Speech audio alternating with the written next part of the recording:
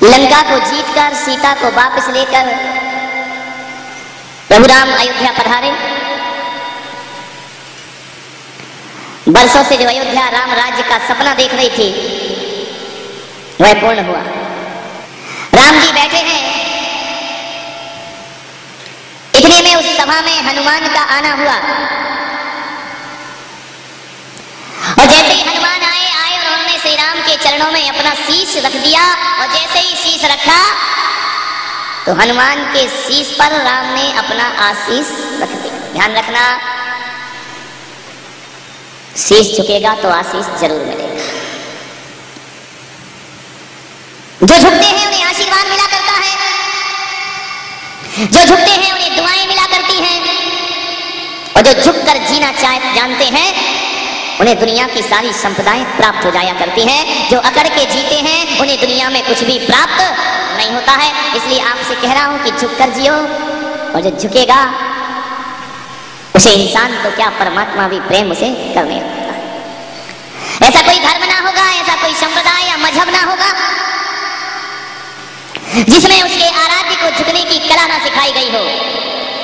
जैन धर्म है तो वहां भी झुकते हैं, हिंदू धर्म है तो वहां भी झुकते हैं, और तो और हर चीज इस्लाम की हिंदुओं से विपरीत हो सकती है, लेकिन झुकने की कला तो जो हिंदुओं की है वही मुसलमान की हुआ करती है, वही ईसाई की हुआ करती है, वही जैन की होती है, वही बौद्ध की होती है। झुकना सबसे ज्यादा महत्वपूर्ण है। झुकेगा वही जिसमें जान है और अकड़ मुर्दे की खास पहचान है। मुर्दा अकड़ता है, जिंदा आदमी ही झुककर जीना चाहिए। ये रीढ़ की हड्डियों की जो बीमारी लग रही है ना, ये झुकना तुमने बंद कर दिया है। स्लिप डिस्क हो रही है, ये झुकना तुमने बंद कर दिया है। अकड़ के जीते हो इसलिए हमेशा बीमार। थोड़ा सा शरीर को लचीला बनाओ। जो बड़ों के सामने झुकता है ये मान करके चलना कि झुकना भी हड्डियों को थोड़ा कोमल करता है। झुकोगे तो कमर में दर्द कभी नहीं होगा। जो लोग कमर दर्द का इलाज कराते हैं, मैं कहता हूँ मंदिर में जाके भगवान को 108 बार झुकना, तुम्हारा दर्द गायब होने में ज्यादा देर नहीं। अकेले तालियों से नहीं मिटेगा, करना पड़ेगा। ताली तो बड़े जल्दी बजा देते, फट फट फट फट, करने में पसीना आ जाएंगे। 108 बार उठक बैठक जब लगेगी ना तो जितना गंदोदक माथे पे लगाया है वो बह जाएगा पसीने के साथ। अरे कोई जरूरी नहीं है कि 108 बार ही लगाओ, 100 बार लगाओ, 8 बार लगाओ, 5 बार लगाओ, 3 बार लगाओ। कुछ तो झुकना सीखो अपने जिंदगी में। ज्यादा छाती चौड़ी करके मत जियो, ज्यादा सर उठा के मत जियो। दुनिया में सर झुकाने वाले भी मौजूद हुआ करते हैं। अरे तुम्हारा तो एक सर है, रावण के तो 10 सर थे और 10 जब अकड़ के जीते हैं तो 10 सर रण में कटे पड़े दिखाई दे। ज्यादा रावण के पास 10 शीश थे, लेकिन एक भी शीश किसी गुरु के आशीष के काबिल ना हुआ। और राम के पास एक शीश था, लेकिन उस पर गुरु वशिष्ठ का आशीष था, इसलिए वह शीश भी शीर्षस्थ हो जाया करता है। सारे शीश उनके चरणों में झुक जाते हैं। आपसे इतने कहूंगा कि अपने जीवन में किसी ना किसी गुरु का आशीष अपने सिर पर जरूर रखवाना। यदि आशीष रख गया गुरु का सिर पर तो फिर ये शीश नहीं होते हैं, सारी दुनिया फिर उसे अपना शीश झुकाने। मैंने अपना सिर अपने गुरु के चरणों में रखा, उसका फल ये हुआ कि हजारों शीश हमारे चरणों में झुकना प्रारंभ हो गए। झुककर हाथ जोड़ने की कला आ गई तो ध्यान रखना, दुनिया में तुम किसी से नहीं हार सकते हो। एक बार गामा पहलवान को मुल्ला नसरुद्दीन ने चुनौती दे दी, ज्यादा मत कर, मैं तेरे हाथ पैर तोड़ दूंगा, तुझे पछाड़ के रख दूंगा। गामा ने कहा यार ये मच्छर है, इसके मुंह कौन लगे, एक चांटा मार दो कैच के तो कौमा में चला जाएगा, हाथ पैर में दम नहीं है, अकड़ कितना रहा है। मुल्ला ने चुनौती दे दी, गामा पहलवान यदि तुझ में ताकत है तो मुझे पटक के दिखा। अरे उसने कहा यार पटक के एक चुटकी का है नहीं, एक मार दो तो घूम जाएगी पूरा ब्रह्मांड इसकी नजरों में। उसने कहा छोड़ो यार मच्छर है, मर जाएगा, काय को गुस्सा खाना। अरे उसने कहा क्यों नहीं, डर गया क्या, मुझे पटकेगा। अरे उसने कहा यार तुझे क्या, मैंने तो बड़े बड़े कुश्तीबाजों को मैदान में पटक के दिखाया, पछाड़ के, कई गोल्ड मेडल मुझे प्राप्त हुए। अरे बोले अपने मेडल अपने पास रख, इतनी ताकत है तो मुझे पटक के दिखा। अरे उसने कहा अब तो ज्यादा ही पानी सिर से ऊपर हो गया। बोले चलो आज इसकी फाइल निपटाई देते। उसने कहा चल स्वीकार, आजा मर जा, निपट जा मेरे से, ध्यान रखना पहले लिख के दे, मर गया तो मैं जिम्मेदार नहीं हूँ। अरे मच्छर है, उसने मच्छर पहलवान मुल्ला नसरुद्दीन ने कहा तू क्या मारेगा, तू खुद ही मर जाएगा, एक बार में से भिड़ के बता। अरे लोगों ने कहा देख मुल्ला मत भेड़, ये कहाँ 200 किलो का आदमी गामा पहलवान, तू कहाँ 50 किलो भी तेरा वजन नहीं है, मर जाएगा। अरे उसने कहा ऐसे कैसे मर जाएगा, आज ये गामा ही मर जाएगा, मेरे हाथों से गुस्सा आया मुझे तो। लोगों ने कहा यार ये पागल हो गया, क्या हो गया। गामा ने कहा बहुत बेइज्जती हो गई, अब इसको पछाड़ ही देता हूँ। अब मुल्ला ने बड़ी वर्जिश की, व्यायाम किया, तेल लगवाया बॉडी में, बोले आओ निपट लो। और मुल्ला का शरीर देखो तो एक एक हड्डी गिन लो, एक्सरा कराने की जरूरत नहीं, हर हड्डी खाल में से झांक झांक के देख रही है। अब लोगों ने कहा देखो यार तमाशा होता क्या है। पूरे चौराहे पे मंच बनाया गया, रेफरी ने सीटी बजाई कि मुल्ला तैयार। गामा से नहीं कहा कि तुम तैयार हो जाओ, अरे उसने क्या तैयार होना इस पागल के लिए, वैसे ही निपट जाएगा ये तो। मुल्ला ने कहा और गामा पटक के बताएगा मुझे। अरे बोले तू यार तू ज्यादा मेरे मुंह मत लग, तू इधर आ जा, मैं तुझे फूंक दूंगा तो तू मन से नीचे गिर जाएगा। अरे बोले ज्यादा ख्वाब मत देख, ज्यादा करके मत जी, आज भी तेरा पाला पड़ा है किसी पहलवान से, ऐसा सबक सिखाऊंगा तुझे जिंदगी में कि जिंदगी भर याद रहेगा तुझे। गामा ने कहा यार अब ते मेरा क्रोध बढ़ाते जा, बोले यार निपट ले। अरे मुल्ला भी गया मच्छर की तरह लिपट गया गामा पहलवान से, और गामा पहलवान ने कहा देख मुझे दया आ रही, अभी भी वापस हो जा तू। अरे बोले ऐसे कैसे हो जाए, यदि तुम में ताकत है तो मुझे पटक के दिखाओ। और मुल्ला जो गले में लिपटा था धड़ाम से नीचे गिरा, चित्त लेट गया। गामा ने कहा कि बोल पटकू तुझे। अरे मुल्ला ने कहा पटक के दिखा। अरे बोले खड़ा तो हो, जब तो मैं तुझे पटक के दिखाऊंगा। बोले मैंने ये थोड़ी कहा था मैं खड़ा होऊंगा, मैं तो पहले ही चित्त पड़ा हुआ हूँ, अब तेरी ताकत हो तो मुझे पटक के। तू तो पटकेगा तब जब मैं खड़ा होऊंगा, ना मुझे खड़ा होना है और ना तू पटक पाएगा, तेरे जैसे 100 पहलवान भी आ जाए और मुझे पटक के बता दे। गामा ने कहा यार इसने तो बड़ी बेइज्जती कर दी, अभी खड़ा ही नहीं हो रहा तो मैं पटकूं किसको। तो मुल्ला पहले से ही समर्पित हो गया। अब बताइए जो पहले से ही हार मान ले, अब दुनिया में उससे कौन जीत सकता है और कौन उसे पछाड़। आपसे यही निवेदन है, घर में परिवार में बातचीत हो जाए, पहले से ही हार मान लो, लफड़ा खत्म, टेंशन खत्म। एक पंडित आया मेरे पास, पंडित ने कहा कि मुझे आपसे शास्त्रार्थ करना है। उनका मेरे से शास्त्रार्थ? बोले हाँ। बोले बड़ा प्रवचन देते हो, मुझे आपसे आगम की बातें करना है, शास्त्रों की बातें करना है, वेद पुराण के शास्त्रार्थ करूंगा मैं तुमसे। मैंने कहा बैठो पंडित जी जरूर करेंगे हम, एक बात बताओ तुम्हें क्या करना क्यों चाहते हो। अरे बोले मैंने तुमसे ज्यादा पढ़ा है, बड़े बड़े शास्त्र, बड़ी बड़ी गाथाएं, बड़े बड़े श्लोक मुझे याद है, तुमको याद है? यदि याद है तो दिखाओ, मुझसे जीत के बताना। अच्छे अच्छे लोग मुझसे शास्त्रार्थ में नहीं जीत सके।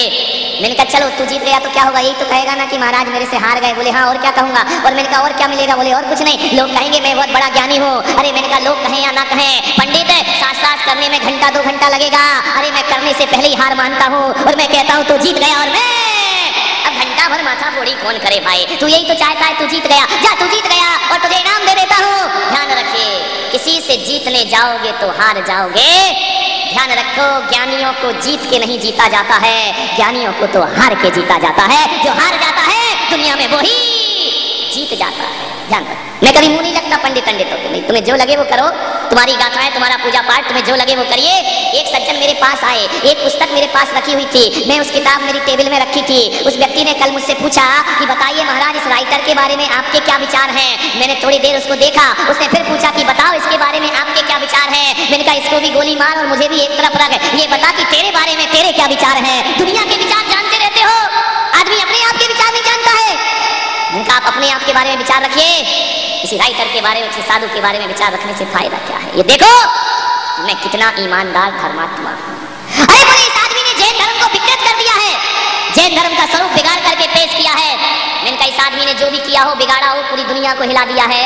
मैंने कहा तुम जैन धर्म का सारा सही स्वरूप रख के दुनिया को हिला सकते हो। बोले नहीं हिला सकता हूँ। तो मैंने कहा वक्त बर्बाद मेरा और अपना क्यों कर रहा है, ये बताओ कि तुमने धर्म के लिए क्या किया है। उसने धर्म के लिए ये किया, उसने धर्म को बदनाम किया। अरे किए होंगे हजारों ने धर्म को बदनाम, तुमने धर्म का कौन सा नाम रोशन किया है। आपसे एक निवेदन है, धर्म को बदनाम करने वाले हजारों लोग हो सकते हैं।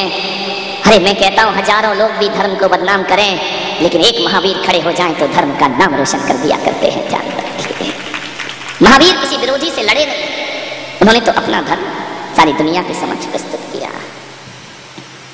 4 पोथी पुराण गाथाएं क्या रट लेते हो, बड़े अकड़ के चलते हो कि हमसे बड़ा ज्ञानी दुनिया में कोई दूसरा नहीं होगा। ऐसे लोगों के मैं मुंह नहीं लगता हूँ, पहले ही हार मान लेता हूँ, तू जीता और मैं हारा। कोई क्या दिक्कत है भाई, हार मानने में कोई दिक्कत नहीं है।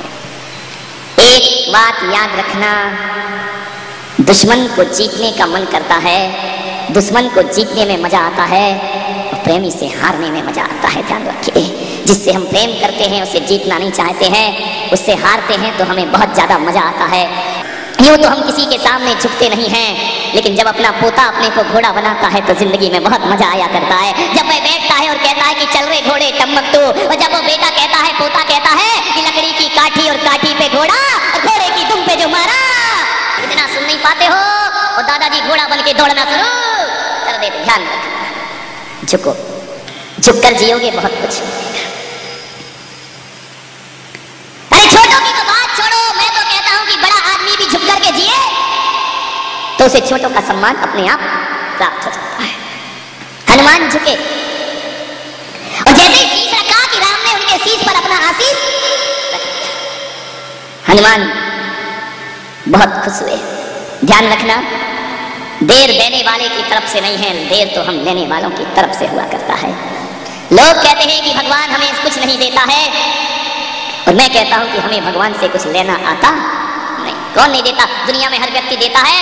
अरे दुनिया में देने वालों की कमी नहीं है, कमी तो लेने वालों की हुआ करती है। यदि लेना तरीके से आता है तो देने के लिए तो हर कोई दुनिया में तैयार खड़ा हुआ है। ध्यान रखिए, सब कुछ मिले, सकल पदार्थ या जग माही, कर्महीन नर पावत। आपसे निवेदन है, बड़ों के सामने कभी बड़े बनने की कोशिश मत करो। बड़ों के सामने बड़े बनने की कोशिश करोगे तो कभी बड़े नहीं बन पाओगे। और मैं तो कहता हूं कि बड़ों के सामने छोटा बनने की कोशिश करो तो बड़ों का आशीर्वाद मिलेगा और छोटों का प्यार तुम्हें अपने आप प्राप्त हो जाएगा। छोटे बनने की कोशिश करो, जितने छोटे बनोगे जीवन में उतना ऊपर छोटे बन। कभी बन के देखना, घर में प्रयास करके देखना। बहू गुस्सा कर रही है, झिझला रही है, यदि उसका मूड खराब है और सासू कहे कि तू शेर तो मैं सवा शेर, तो महाभारत होने में ज्यादा देर नहीं लगी। थोड़ा सा चुप जाओ, देख लो इसका मूड खराब है, थोड़े वहां से हट जाओ, जब अच्छा मूड होगा तब इससे बातें कर ले। छोटे बन, बड़ों के सामने बड़े बनोगे तो विरोध होगा, संघर्ष होगा, लड़ाई होगी, विवाद होगी, तनाव होगा। छोटे बन जाइए, जितने छोटे बनोगे उतना सुकून मिलेगा। स्वामी विवेकानंद ने कहा कि मैं दुनिया का सबसे बड़ा अज्ञानी हूं, मेरे जैसी अज्ञानता दुनिया में किसी के पास नहीं है। लोगों ने कहा कि नहीं स्वामी जी, आप तो प्रज्ञा पुरुष हैं, आप तो ज्ञानी हैं, फिर अपने आप को अज्ञानी क्यों कहते हैं? मालूम है, स्वामी विवेकानंद ने कहा कि जो ज्ञानी होता है वही अपने को अज्ञानी कहता है, और जो अज्ञानी होता है वो अपने को ज्ञानी होने का ढिंढोरा पीटते रहता है। जो छोटा होता है, जो बड़ा होता है, वही अपने को छोटा कहता है। छोटे बनने की कला सीखो। इसलिए ध्यान रखना, घर में माल और दौलत छोटे वाले को मिलते हैं, बड़े वाले को बहुत कम मिला करते हैं। जो छोटा होता है, कभी बच्चों को देखना, दो बच्चे लड़ रहे हैं, एक बच्चा कह रहा मुझे ये चॉकलेट चाहिए, बड़ा बच्चा कह रहा नहीं चाहिए, दोनों लड़ रहे हैं, आपस में मारपीट हो गई। मम्मी जाएगी, क्या बोलेगी? छोटे को बोलेगी कि बड़े को बोलेगी? बड़े को बोलेगी दे दे उसे। नहीं मम्मी मैं नहीं दूंगा, मेरी कॉपी है। अरे बेटा तू बड़ा है ना, वो छोटा है, उसे दे दे। मम्मी ये मुझे मारता है। अरे मारने दे, तू बड़ा है ना, तू समझदार है ना, ये छोटा है, इसे। छोटे को कौन प्यार नहीं करता मेरे भाई? अरे बड़े आदमी से हर किसी को नफरत हो जाए, लेकिन जहां तक मैं कहता हूं कि छोटा बच्चा दुश्मन का हो तो भी हमारे अंदर उसके प्रति दुश्मनी नहीं आती है। हम सोचते हैं अबोध रूप है, भगवान का रूप है। छोटे बच्चों से कोई कभी नफरत नहीं करता है। बड़ों से तो कह देते हैं हिंदू है या मुसलमान है, लेकिन छोटा हंसता बच्चा मिल जाए तो कोई जात नहीं पूछते हैं, हर कोई उसे गोद में उठाने को तैयार हो जाए। छोटों को बहुत प्यार मिलता है दुनिया में। छोटे बन करके जियो। छोटों को काय की चिंता है? छोटे महाराज बैठे, काय का टेंशन इनको? भले चेहरा टेंशन में दिखा रहे हो तुमको, नहीं तो टेंशन काय को इनका? अगले बार मुझे कहाँ जाना इन्हें कोई मतलब नहीं, जाए तो वो महाराज जाने, कहाँ रुकना वो महाराज जाने, चौमासा कहाँ करना वो महाराज जाने। आप सोचिए समाज को कैसे टैकल करना, बड़े महाराज जाने। छोटे को क्या लेना देना है? बड़ा पंडाल है तो बड़े महाराज जाने, और छोटा पंडाल है तो छोटे महाराज जाने। अपने को तो जहाँ वो है वहाँ रहना है, हर हाल में मस्त है। ध्यान, सारी हेडिंग मेरे सिर पे है, इनका कोई टेंशन नहीं। ध्यान रखना, जो कुछ करना है वो जाने। बड़े बनना बहुत बुरी चीज है, ज्यादा बड़े बनने की कोशिश मत करो। बड़ा बनोगे तो बहुत दिक्कत होती है। कभी तुमने बड़ा खाया? नहीं खाया। अब देखो दुनिया में होता इतना छोटा है, कहलाता क्या है? बड़ा। दही बड़े को देखना, दही बड़े से बड़ा तरबूज होता है, दही बड़े से बड़ा कद्दू होता है, दही बड़े से बड़ी लौकी होती है, अरे पूरी बड़ी होती है, पराठा बड़ा होता है, रोटी बड़ी होती है। लेकिन आज तक किसी ने रोटी को बड़ा नहीं कहा, आज तक किसी ने पराठे को बड़ा नहीं कहा। और जो इतना सा होता है वो क्या कहलाता है? बड़ा कहलाता। मैंने सोचा यार इतने से को बड़ा कह रहे हैं, लौकी इतनी बड़ी, कद्दू इतना बड़ा, इतने से को बड़ा कहा जाता है। मैंने एक दिन पूछा क्यों रे तू बड़ा कैसे हो गया? बस बोले महाराज हो गया बड़ा। मैंने कहा इतना तो छोटा है, जरा अपनी आईने में जाके शकल देख, देखने में कितना छोटा है, बड़ा कहलाता है। अब चौके में आते बोले एक जग पानी लेकर के आओ। अब 2 लोटा पानी तो उसमें आता नहीं है, नाम रख दिया जग। अब जग में तो पूरी संसार की नदियां आ जाएंगी। कितना पानी पिया? बोले एक जग पानी पिया। वाह रे, तुम्हारी समझ में नहीं आता, तुम लोग बोलते क्या और होता? इतना सा का है उसको बड़ा कहते। मैंने कहा क्यों रे बड़े, तुझे बड़ा क्यों कहा जाता है? तू छोटा क्यों नहीं कहलाता है?